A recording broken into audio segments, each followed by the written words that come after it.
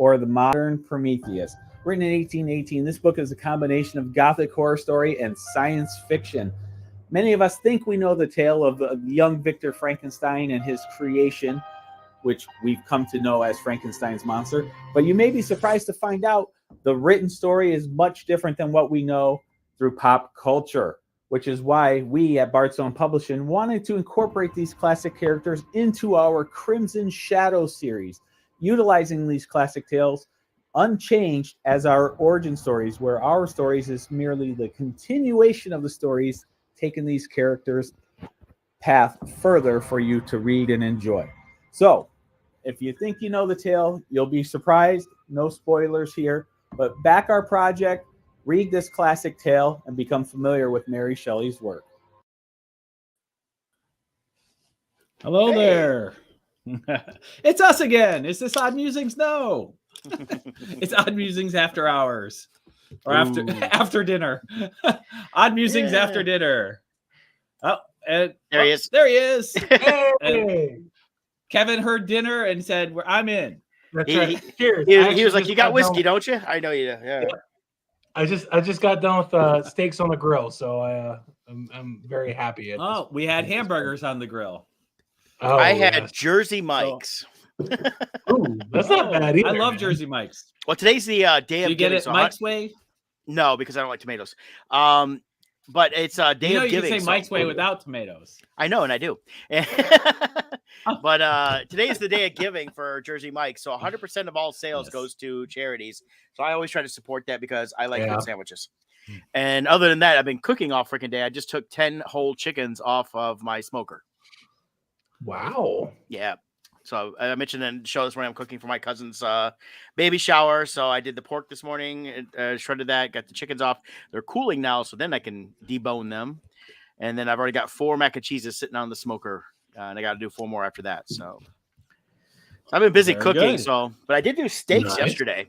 I got this new fajita seasoning, and I didn't make fajitas, but I put it on my steaks I cooked yesterday on my grill, and it was phenomenal. So. For those who don't know, Brett is a great cooker. Smoker. IR cook good. IR cook good. He's got this massive smoker, and he can make all kinds of delicious eateries. Oh yeah. So I do enjoy cooking when I have time, and I enjoyed. You guys got a chance a few times to eat some of this stuff. I've fed you guys a couple times when you've come for shows you were flying to. I wasn't going to, so. That's right. Oh, yeah, definitely. The kids love the smoked mac and cheese. I can tell you that much. Yeah, I have to do some more up for them eventually here. I just haven't had time to do a lot. So, cool. But, hey, we're here to talk about some Frankenstein. Yeah. So we've been having little ups and downs here. We're at 41 backers. We're at 1908. We just got to get $92 in there to unlock the code, the extra bonus here. I put the link in the original post, as well as I just did a link in the comments as well. But I'm going to make my screen large here because I want everyone to see the wonderful stickers here that came in with Kevin's artwork on it. Nice. So these came out really good. We got Frankenstein's monster here, as he's known in Mary Shelley's book, that in this novel that we have here. Our version of Dracula, as I just shown. Then we got Sherlock Holmes. I love how these turned out. And these are going to be the templates for the enamel pins that we eventually do. The Plague Doctors. And then we have Adam Frankenstein, which is how he is known in the Crimson Shadows universe in the tales that come after the novel. So, good stuff. Yeah, they look great in black and white, man. That looks fantastic. The stickers are really sharp. I mean, honestly, the screen doesn't do it justice. Really nice. The blacks are really black. The quality of the paper feels great. So I'm very happy with how these turned out. So, one of the things we talk about with Kickstarters is the risk. And really, the risk is non-existent on this. All the stickers are in. The 4x6 medals, which unfortunately I don't have in the office here with me, they arrived from Ready Comics. Oh, they look spectacular. It's printed on the white metal. So the black ink just really pop. I really want to capture that black and white feel. So those are all in hand. Of course, we have all our comics from past Kickstarters already in hand, which you can get. So if you don't know the Crimson Shadows books, those are available along with our other books. And then our actual paperback copy, these are in stock. We have these. Our bookmarks are in stock. The only thing not in stock right now is our regular edition print of the hardcover. They're on order and they should be here within the next 2 weeks, I think it said. So they're on their way. But so there should be no issues with that. So we're at like 99% risk free right now. So soon as this campaign ends, I'm actually going this weekend. Any order that doesn't have the hardcovers as part of it, those are going to be packaged up and sent. I'm going to get those all ready this next week to ship out the door, and then pre-prep all the orders with the hardcover so that when the hardcover comes, I just slip it in and ship it. Yeah. So yeah. Yeah. So Brett's fantastic. looking a little high up there. I think Brett's. I think Brett's frozen. I think so. or he's smoking something really good. That's a great screenshot. That's a perfect screenshot. This is Brett's impression of Snoop Dogg. Yeah, that's very good. That's very good. I'd like to, the fact of having all the rewards and all the, the different items, the add-ons, to have everything ahead of time, it makes our job so much easier. Oh yeah, it's so great and I still look at Kickstarters all the time looking for ideas, and you can see that the most difficult thing for anybody is they worry about the risk. Am I actually going to get the book? I'm backing something that they're saying they're just starting to make now. It's going to be 6 months before I get the product. So it's a big difference for most of what we have put out for the Kickstarters is it's 85-90% done by the time we start the Kickstarters. Right. So it's a guarantee. There really is zero risk because we plan on releasing these books and this product no matter what. Yeah, and I have a promised delivery day of June, I think, which we're well ahead of schedule. Oh yeah. Yeah, I shipped everything for my last Kickstarter for the Poe enamel pins this week, and my promise date was by May, I think. Yeah. So I skipped April completely. But you don't know. We're playing Kickstarters 2 months before it ends. You don't know what's going to happen. You really don't. There could be something that happens personally. There could be something that happens in shipping. So we like to under promise and over deliver. That's our goal. Well, and a big part of it is our experience. This is for Bardstone alone. Was this our 9th Kickstarter? I think this was 9. I think this was 9. So we have 9 Kickstarters under our belt as Bardstone, and then individually we have multiples as well.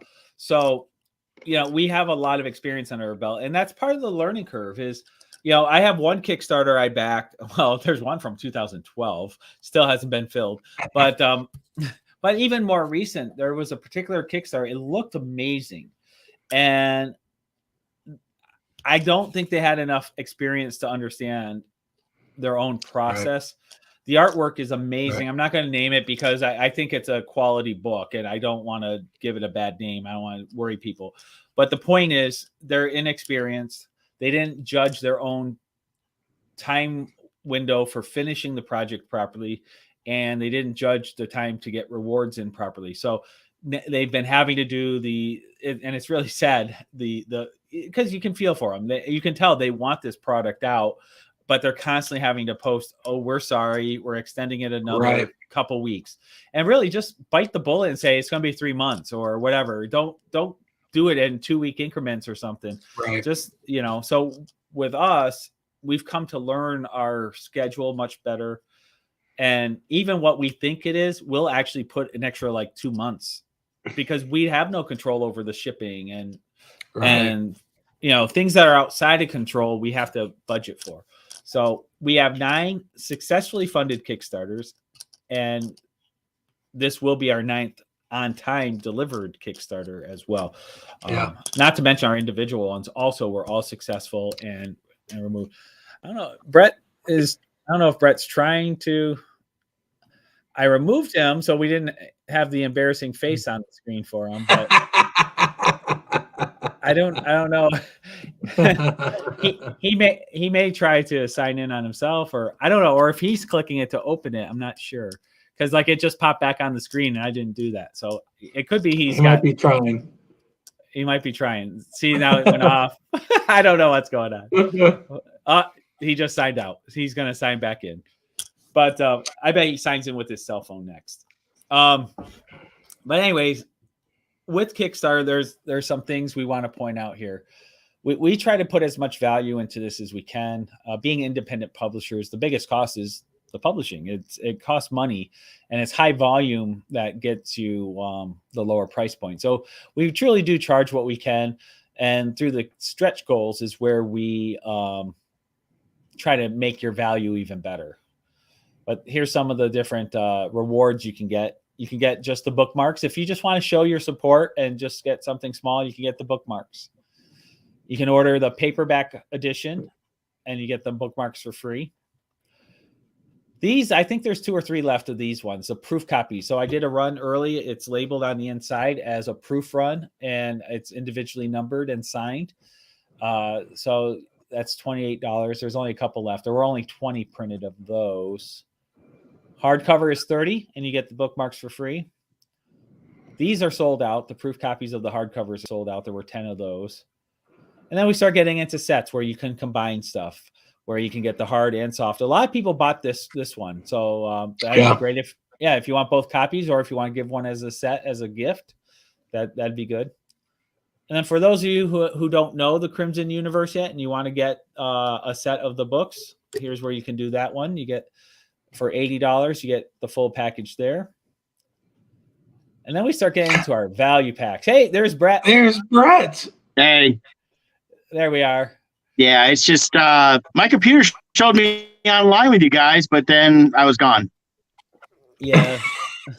You looked stoned for about 5 minutes, so we couldn't tell if you were really concentrating or if you had something else in that bourbon. Then yeah. Yeah, I don't know. That's okay. I need a new computer. I gotta give me a computer order soon. Yeah. So we're just talking about the different value packs. Oh yeah. Someone did take advantage of this one. Nice. Comic book shop, actually. So this one, you're getting it at wholesale prices. So if you're an educator and you want to get it for your classes, or if you have a book store and you want to sell these, you save $160 getting this pack. You get 10 sets of books of the paperbacks, along with 10 sets of the bookmarkers. So that's nice. Mm-hmm. Or if you know a lot of Frankenstein fans for Christmas this year, buy this. You'll get 10 sets. Let's see. And then we have our add-on menu. The only thing I want to point out, this is pretty much everything. Crimson Shadows, Wretched Realms. I have a little bit left of the Poe, not much. We're on limited quantities on everything. But the main thing is when you check out, so you pick your reward first, and then at checkout, you can do your add-ons. The only problem with add-ons is the pictures don't appear. So we have labels on everything. So if you want to add these, write down a list, say Unlimited Emmanuel #1 or Crimson Shadows 1 or whatever you want, or the limited editions. They're all labeled. Write those down so you know when you go in your add-ons what to pick. So that's my only tip there. Those metal prints I said, if you want to get them as a separate thing. So this is where, let's say you just want the paperback copy and the medals. What you do is you get the paperback copy reward, and then in the add-ons, do the set.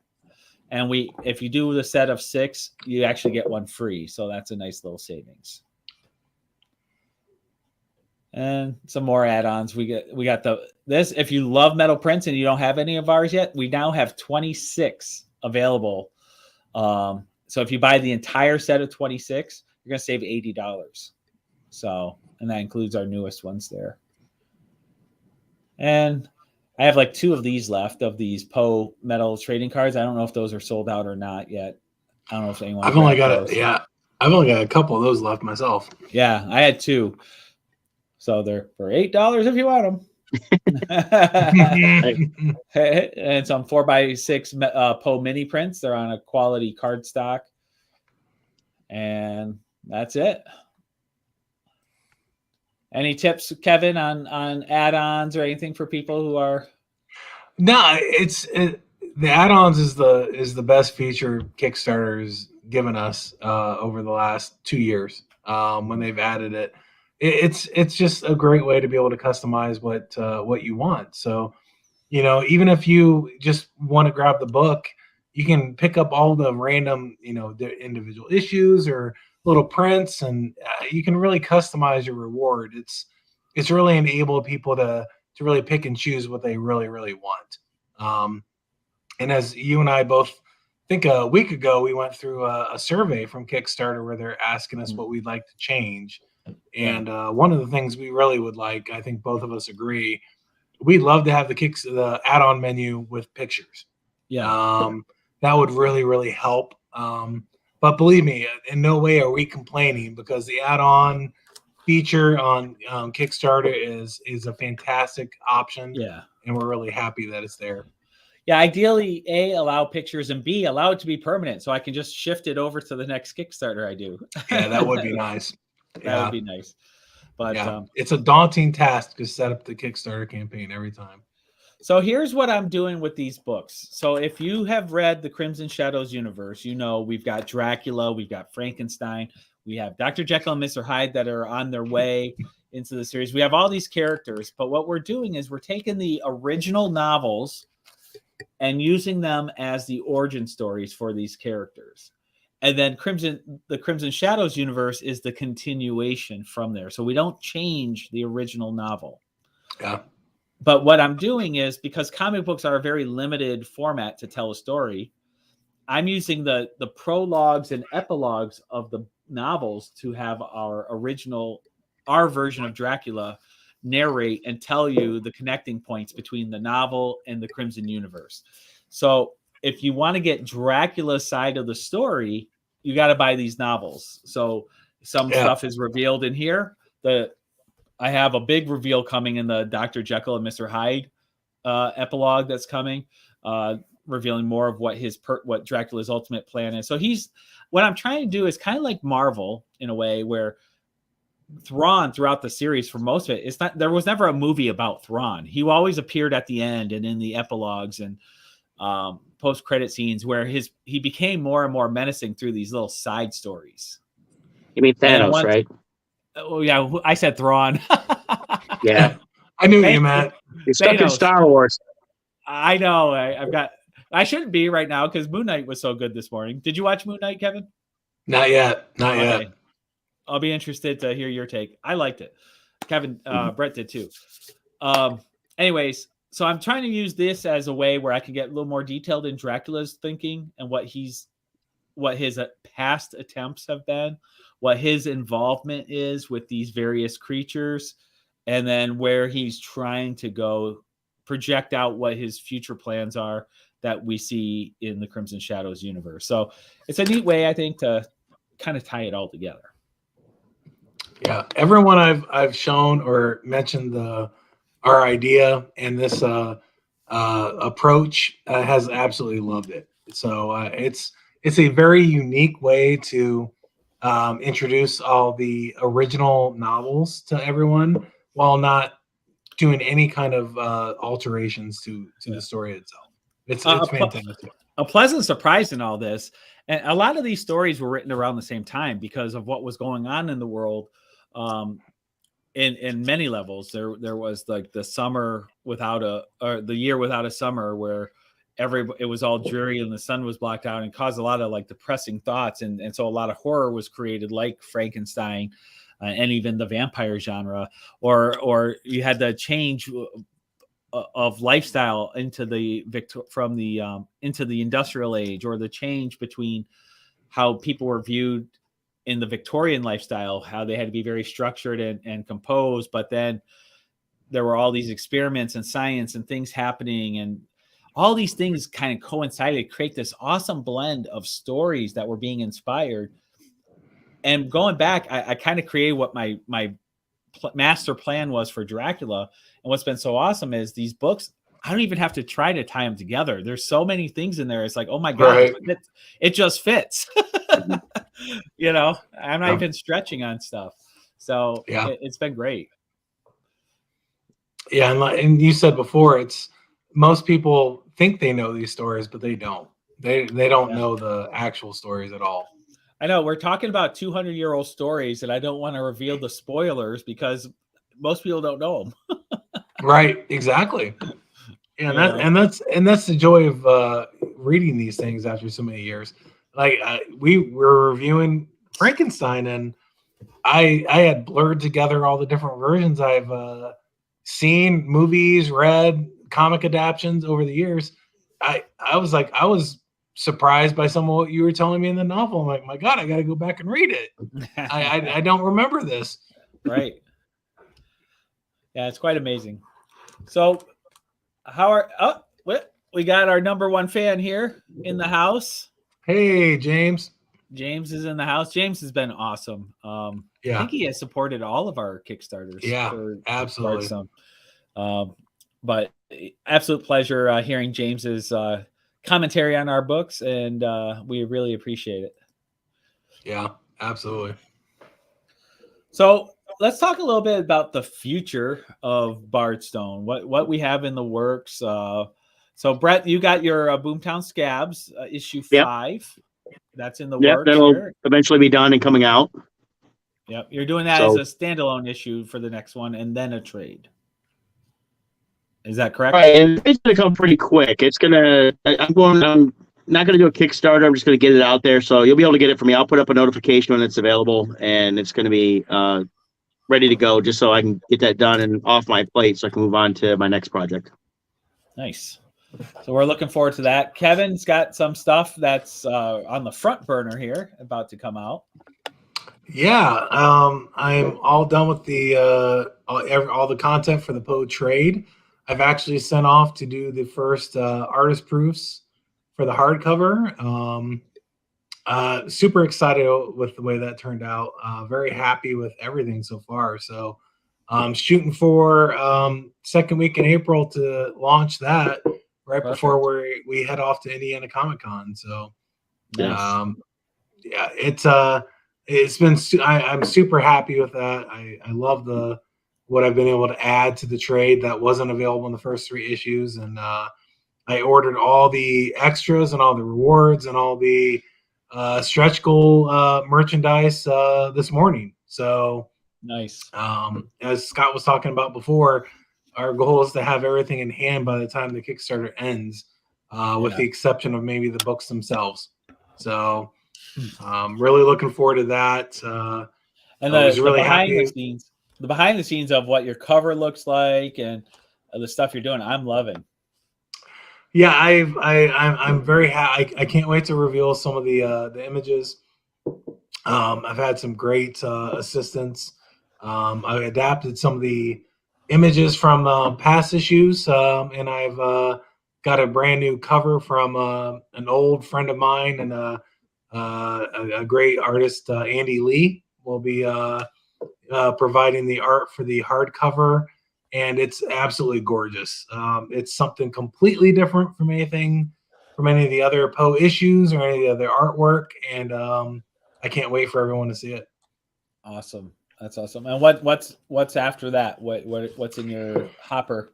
Oh God, honestly, after that is bourbon, Las Vegas, kicking and relaxing by the pool. Honestly, a little bit of a break. Little break. My day job has gotten very, very hectic. I honestly, I'll be very happy when the trade comes out. I'm going to take a little bit of a break to plan out volume 2 of Poe, which will be coming sooner than later. I have 100 ideas in my head that I want to get out. I just want to be able to relax and do that. And I'm sure very soon I'll be inking pages for Crimson Shadows 4. Sorry, yeah, 4. So actually, I'm looking forward to that. Yeah, so that's right around the corner. Yeah. And that takes me to me, I guess. So I've been working on the Dr. Jekyll book in the meantime. We got James chiming in. His daughter loves the Poe pins. Actually got to keep one of them. They are awesome. That's great, James. Those Poe pins Fantastic. were great. Very good quality. This is another thing where, like, even with Crimson Shadows, I want to do a set of pins for that as well. It's just everything takes money. and time. Luckily we've been thanks to people like James, we've been very successful in our Kickstarters, and we've been slowly being able to add these other products to the mix. So we got more than just comic books.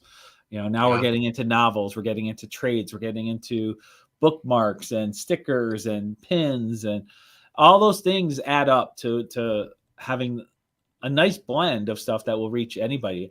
What I really want to get to is where we can do like little cute plushies. A Poe plushie. I like that. Yeah, well, like a little Frankenstein head or a Poe, or absolutely. I could see teaming up with someone like a Jay Brandt, maybe help come up with a design or something. Oh, that'd be awesome. Yeah, that's great. Little plushy heads. I know our friend Dominic Riggio at Mess Bucket Comics. He's had a lot of success with his plushies, with his little Ravager character. And that's a whole nother market that people are like, oh my God, I gotta buy it. So those are all things down the road. Absolutely. Then if we're really successful, we'll buy the cereal monsters. Frankenberry, Count Chocula. We'll incorporate them into Crimson Shadows too. That would be fun. Yeah. So in the short run, I've got my next Kickstarter will probably be Dr. Jekyll and Mr. Hyde, because of how things have been unfolding.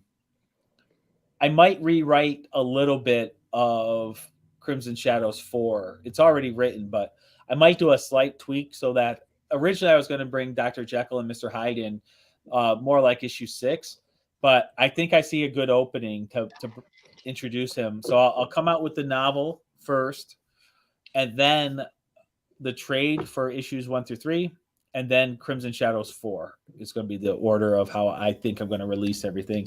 So the trade is got some really cool bonus material, which is also why I want to release the novels first, because you're going to learn more about Dracula's plans. So the reveal in the bonus material in the trade will fit in with some of the stuff that you've read in nice. the novels. So it's like, now that I'm enlarging the story, it's like, wait a minute, I got to plan the order of reveals. Right. Yeah. So which it makes it fun.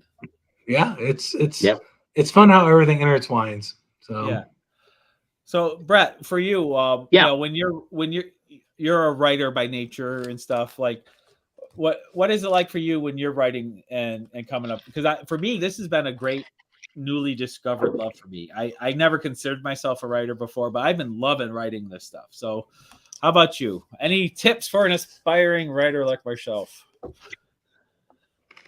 Well, yeah. I mean, one thing is, we talked the other day. I'm going to visit our odd character, and I've got an idea for a novelization for him over doing a graphic novel, which I think would work good with this story. But the thing is that, and the reason I told you I kind of think about that is the one I've been working on, I've had to kind of put it aside because I kind of hit a wall, and I'm not sure a couple where I need to go yet, so I need to put it away. It's something to talk about. You got to just write through it. Well, I find I write through it by writing something else, not related, and then an idea will come in that'll inspire me back to go to that. So I will sometimes bounce between multiple different writings just to keep the creative going. Yeah, even with artwork that happens. Sometimes you just need a break and do something with a absolutely different style or topic. Yeah, I agree 100%.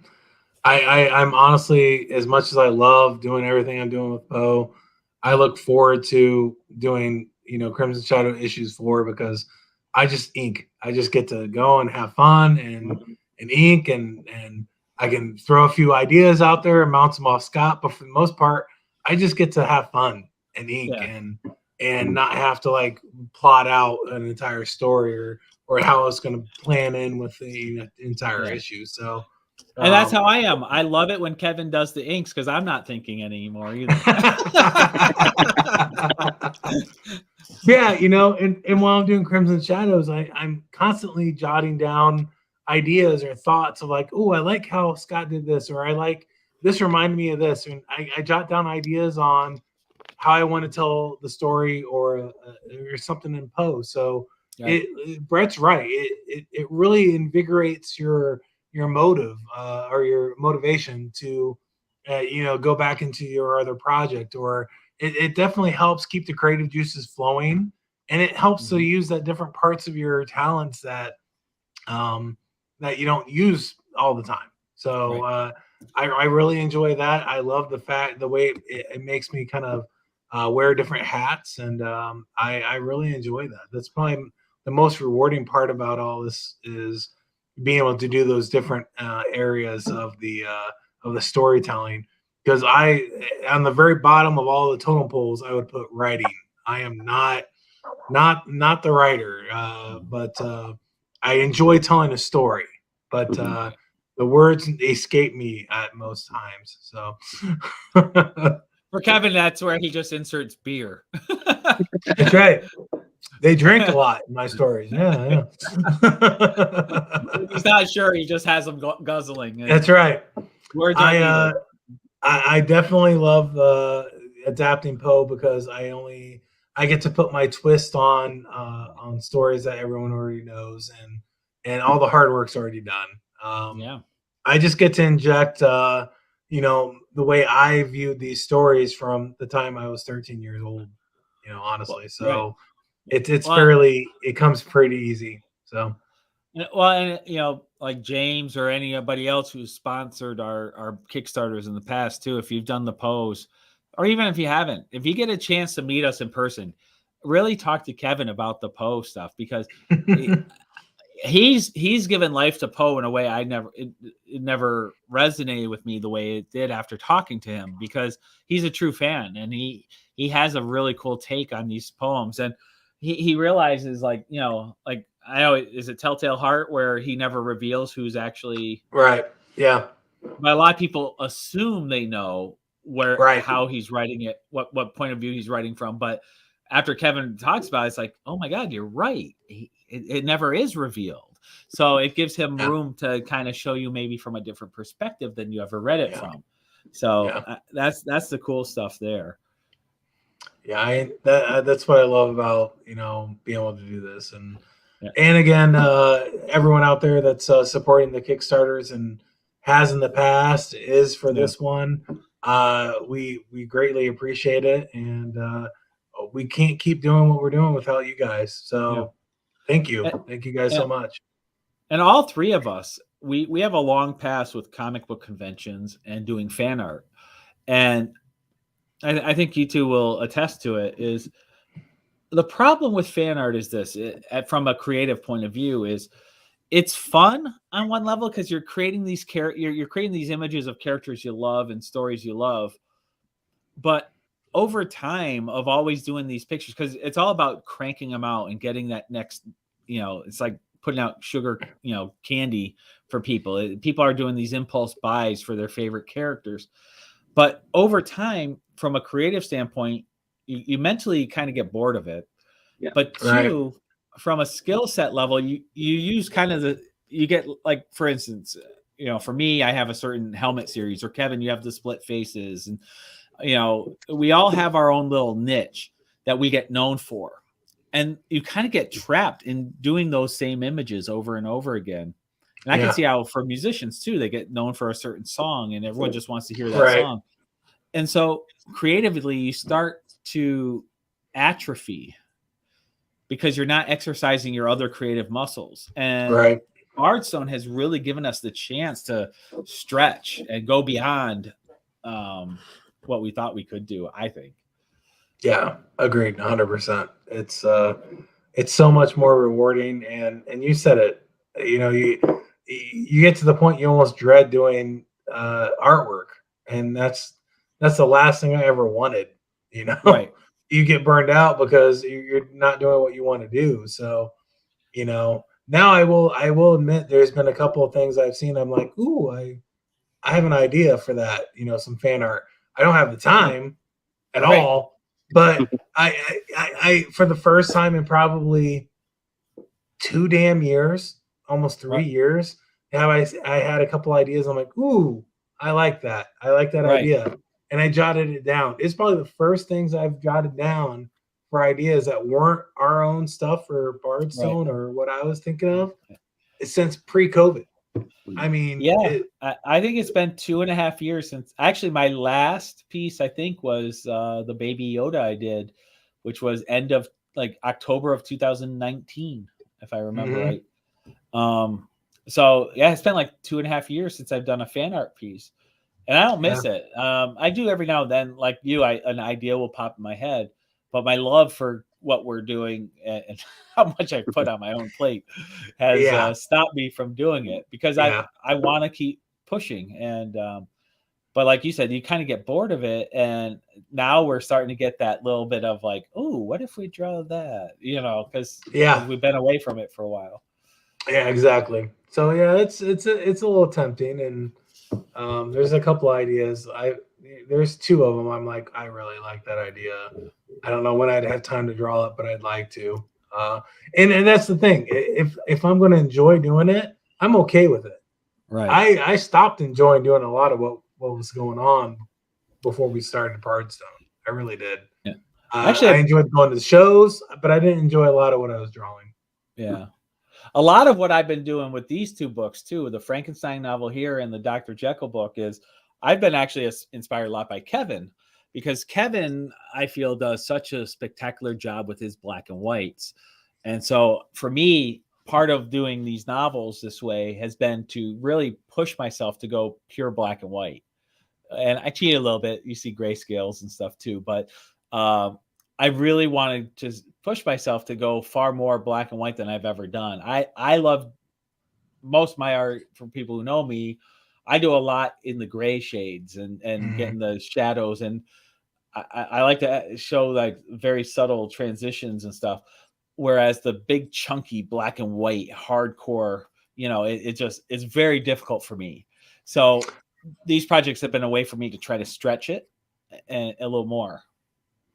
Yeah, I absolutely love the image that you did of the monster with his finger in the water with the ripples. Oh, thank you. I love that image. I honestly think that's one of the best images. Yeah, with that one, far. From reading the book, that sounds like the way it's written, that's the first time the monster sees himself. Yeah. And so I wanted to make it where he's even uglier in a way. He's seeing a distorted view of himself through the water. So that was really interesting. So what I did for that is I just drew him the way he would normally look, like he's looking. I drew it like he was looking in a mirror, touching a mirror. And then I went in with like the liquefy and different commands, and I just started playing with the image to create ripples and move it all around. And then I put a slight blur on it.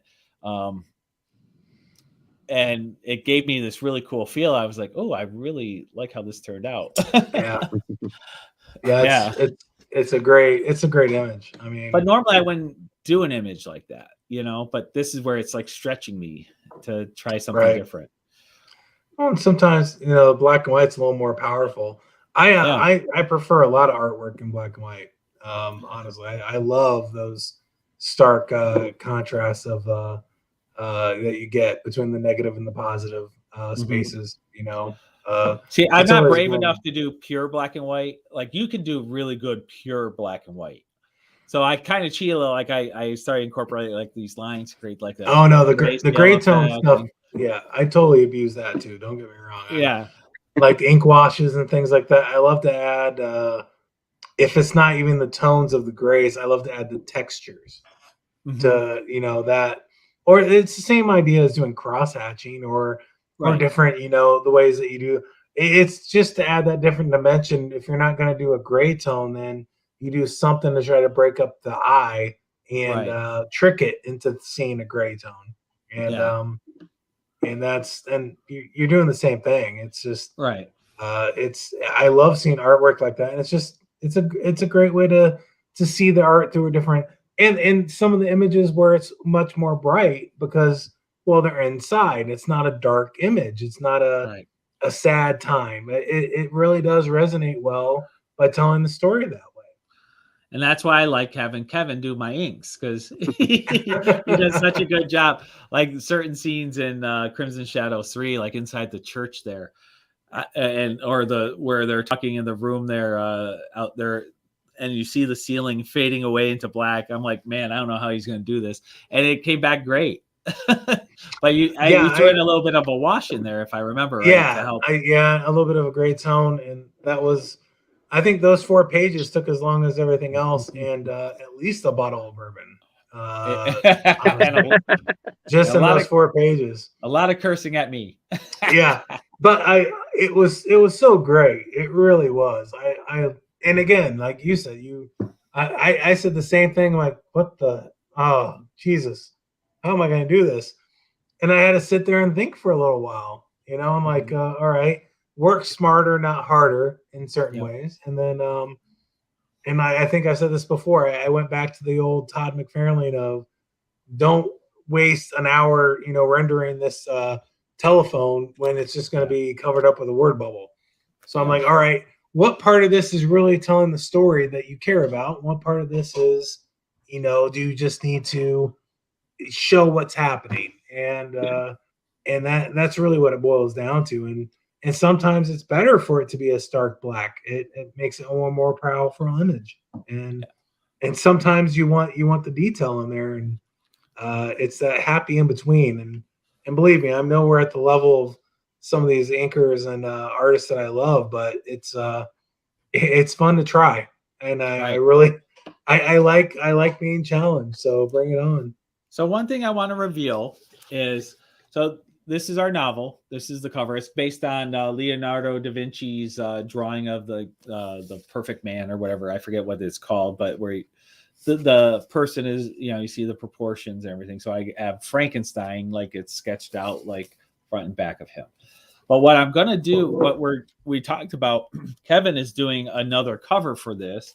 So what we're going to do is periodically switch out the covers. That way it almost gives limited editions for the covers. So this is the original publication here of these books. When I come out with the Dr. Jekyll and Mr. Hyde, we're going to have a special edition cover for Frankenstein that Kevin has done. So we're going to be able to do like almost like variant covers in the way that we do the comic books. So that way that just helps give you, the collector, a little bit more collectability to these having limited covers. So that's another idea I think that we kind of brainstormed on. That was a good idea. Yeah. Yeah, you have print runs, but then we're going to have Amazon editions. And I love that idea. I really do, because it gives you different interpretations, and again, there's so many different different avenues and resources available to get the books, whether it's direct printing or Amazon or digital. Every one of those is a unique experience, so they should have a unique cover or something different or unique that comes with that. And I love that idea. It enhances the enjoyment for the reader. It enhances the enjoyment.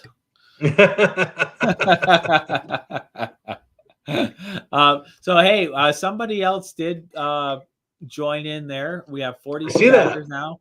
We're only $44 away from unlocking the stretch goal of the Frankenstein monster sticker that will go into everybody's order of $20 or more. That will automatically get added in addition to our Bardstone sticker that's already been unlocked. So only $44 away. We have 15 minutes to go. 15. Woo! Crazy. Let's see. Yeah,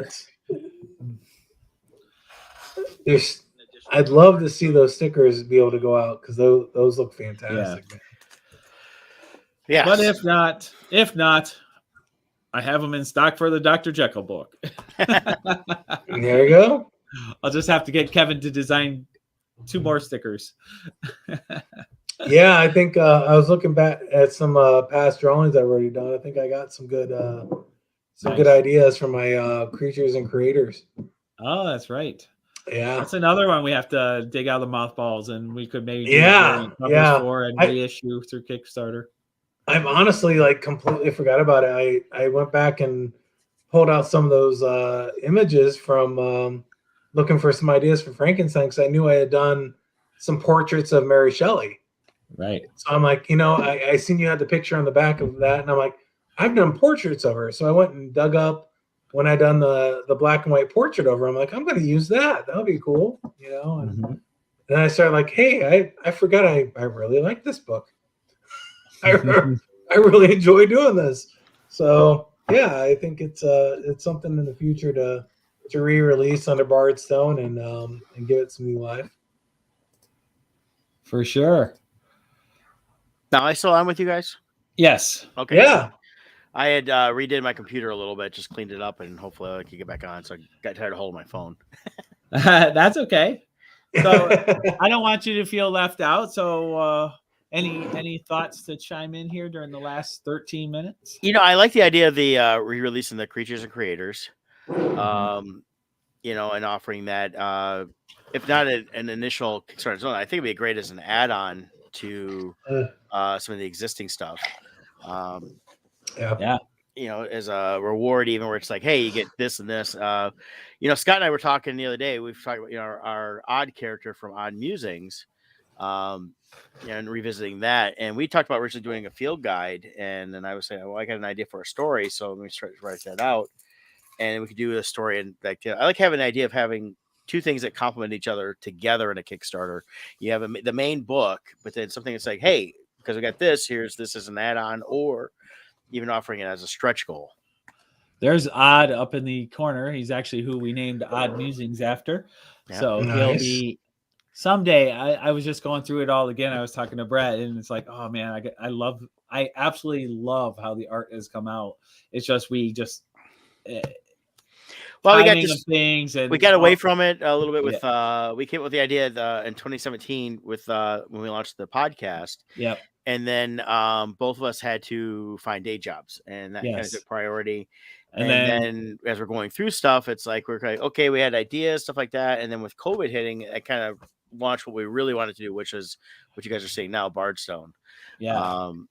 And we'd already talked a little bit with Kevin, and it just kind of has all fell into place the way we need to. So now we got to go back and pull that out of the mothballs and revisit it and start getting you some stories on that. Because we talked about doing maybe like a comic series or graphic novel, and I really think that a kind of a young, not really young adult, a mix of more of a novelization with mix of artwork, more colorized artwork would look really good with this kind of story. Yeah. Kind of like in a way, at least the way I envision, Scott, I haven't gone through everything we get to, but just a little more of the current younger audience, because it was kind of geared towards the younger audience. So right, but not full kids. It's kind of like a Harry Potter age, but throwing in a little like Captain Underpants, Dogman style, with where you got chapters with good artwork and fun artwork to really tell a great adventure story. Because I think we got a lot of cool ideas that would center on that, and that's actually where the name Bardstone came from. Was from talking about our odd character.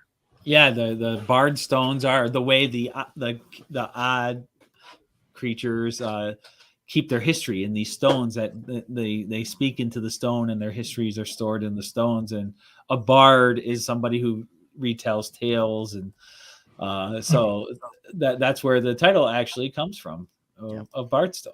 So nice. We just got to get there. It's like so much. I keep getting volunteered to do stuff. That's what I've been doing this week. So I got to get away from that and just sit down and just hunker down. And 1, order a new computer. So 2, it doesn't crap out of me, so I can get this stuff done. Here, I'll share. Yeah. Let's see if I have a full color. Let's see. I have the Schnagrins. Yeah, we created a whole bunch of different creatures around them in their whole origin, and they're in this kind of other parallel world to Earth. So here, I'll share a sneak peek. We don't do. We've been keeping it on a wrap, so I'll show the Schnagrin. Yeah. Let's see. Share screen. And then I do have an idea for a actual like children's book based around the Schnogren. So these are the Schnogrens. These are the work animals that live in the Oddland characters. This is my 360 view I created of them with their little carts that they walk around in. So it's something completely different than anything I've ever done. I really stretched myself for the style and look of this. So it's been fun, and I really want to bring these to life again. But let's see here. Let's see if there's anything else I could share really quick out of that. I think if I just hit, where's the freaking screen? There it is. So like there's the Schnogren with the, is it coming up or is it still on the, yeah, no, it's there. Switch. Yeah. So like there's a size comparison chart of one of the human character with alongside Odd and the Schnogren. So kind of see that there. I really wanted to go with a high end animated look for it and stuff. And you know, all the different facial expressions. So I put a ton of time into this, which is why I really don't want this to be shelved. But no, that's great. Yeah. Well, and the idea really, when Scott I've talked about it, there's definitely different animation feels to it. And even with doing it as a kind of a novelization, still with that animated feel in the artwork to be there, where there's a mix of a fair amount of pictures and stuff like that, but not having to worry about panel to panel as much. Yeah. So I was really coming up with a lot of design, because ideally what I would like to do, and then there's like female ones, the elder. Well, I was giving Scott recommend ideas. I give him some ideas on different people and stuff like that, and then he'd be like, "Okay, let me draw that up and go." There's a King Gronk Works. Yeah, Gronk Warts. Yeah. So that gives you an idea of that's a super sneak peek I don't think I've shared any of that ever since 2017. So you guys are in for a little preview there that's normally not shared. Yeah. But I love that. It gives me a little bit of a Smurfs vibe. Yeah, it's something completely different than that. No one would ever look at my art and think that was from me. And there's I think a little bit of Smurfs mixed in with a little bit of Gummy Bears tied in with some of the current Netflix, some of the cartoons they've done the last several years. Yeah, that really inspired a lot of that. But it's also just having its own fun little story and we created a real universe there, and our hope and dream is that we can at least build enough of a foundation that maybe somebody down the road would want to buy the rights to and expand even further, whether video games, gobs of money. Yep, Netflix, whoever. But really, and I, since then, I can't remember. A big part of the inspiration was the Trolls. Guillermo del Toro's. What's his? The animated series he does. Oh yeah. With the trolls and stuff. Oh God, I can't think of it. But like in creating this, I kind of had that image of that feel of that animation and that world that was an inspiration for the feel, but it's very different. We've really created a whole. We have names of all their foods written out. Troll hunters. Yeah.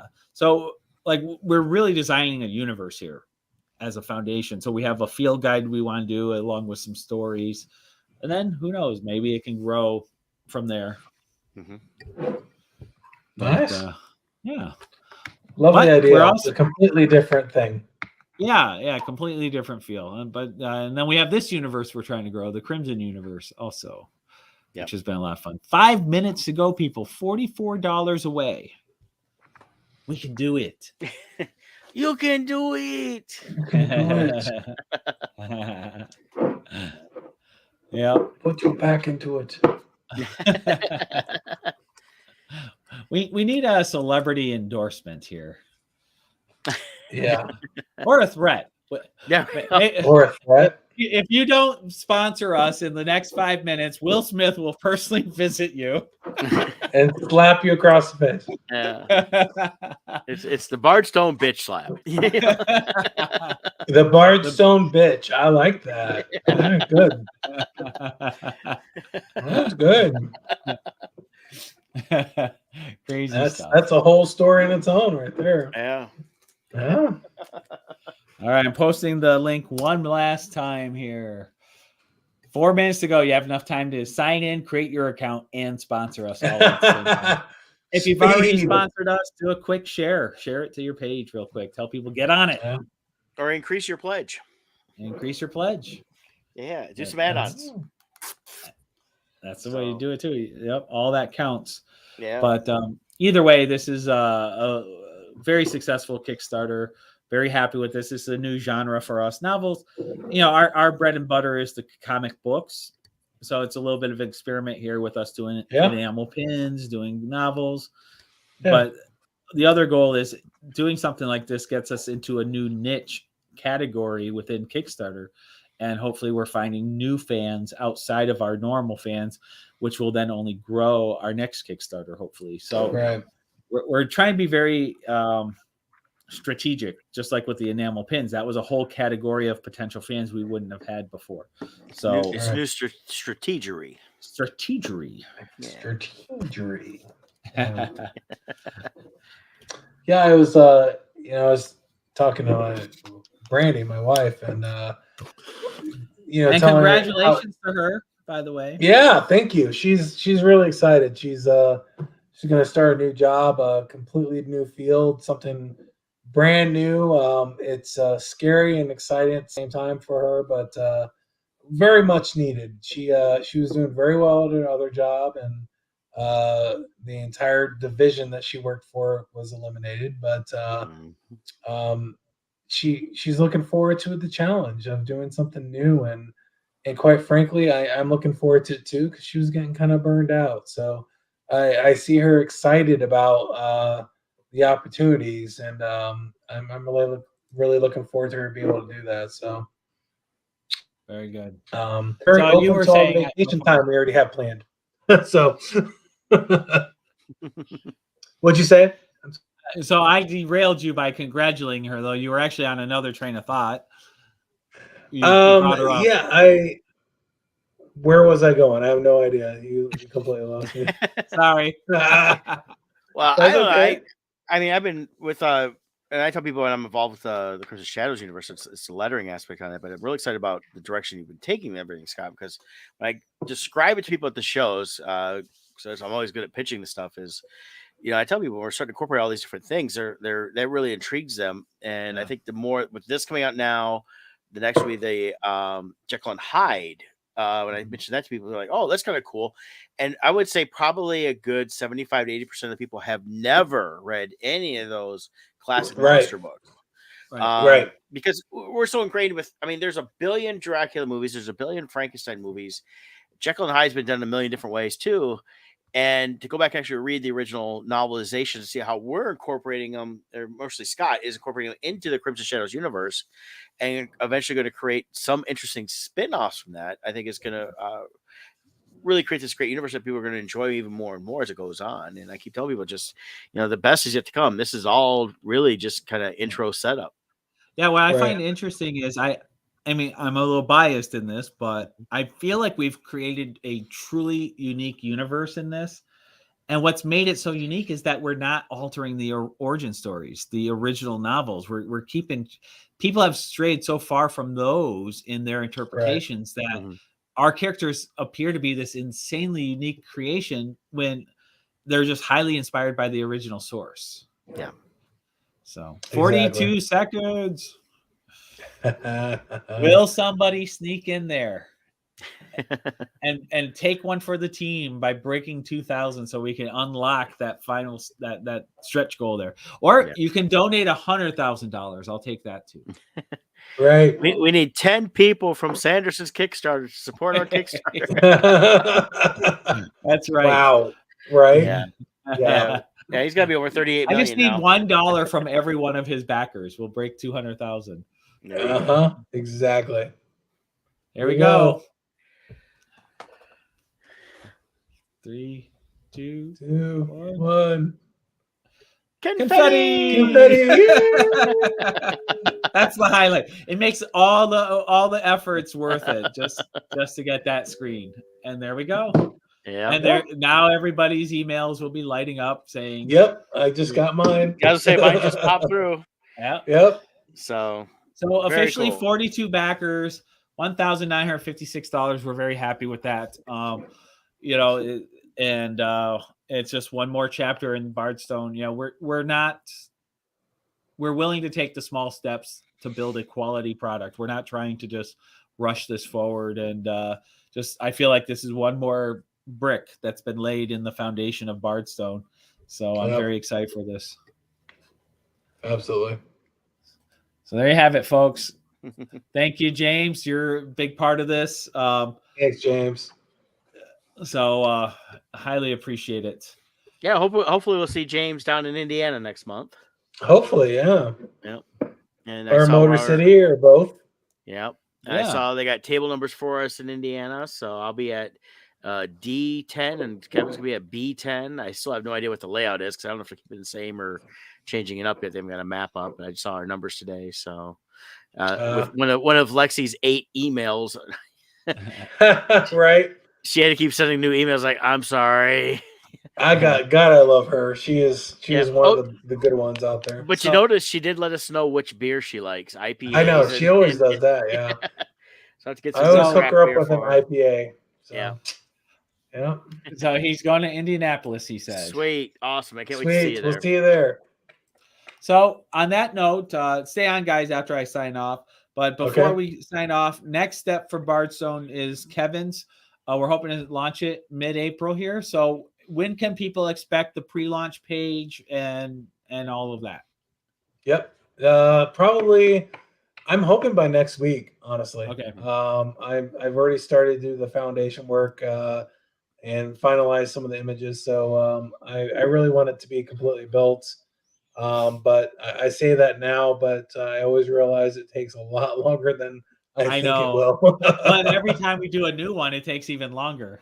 Yeah, there's so much more. I keep forgetting about you forget about products. And I've gotten smart about my add-on menus too, though, in the way I save them now. So I can just move them forward and save a lot of time, hopefully. But it still takes time. But cool. So everyone, keep an eye out for Kevin. We'll have notices. We'll update the Bardstone website probably in a week or so with those links. And everyone, thank you.